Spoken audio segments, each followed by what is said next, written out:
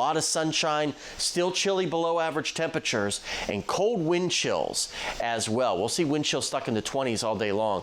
Despite a lot of sunshine, we could see a slight uptick in our cloud cover late in the day as the sun sets, and then an increase in clouds tonight.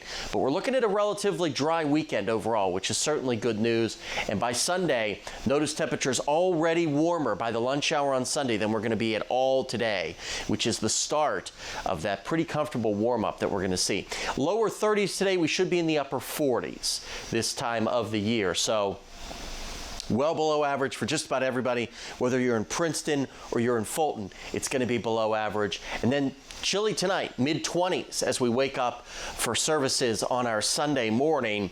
And you look at the extended forecast, yeah, we start to warm up Sunday, but very noticeable warm up Monday and Tuesday, melting most likely what's left of that snow and ice. But rain chances start to roll back into the picture by the middle part of the week, and that is when we'll start to see temperatures start to cool back down.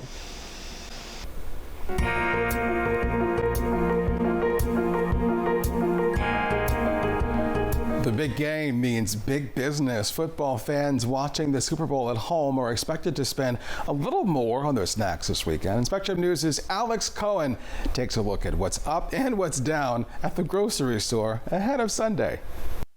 Football fans hosting folks for Sunday's big game will pay a bit more overall for snacks than they did last year.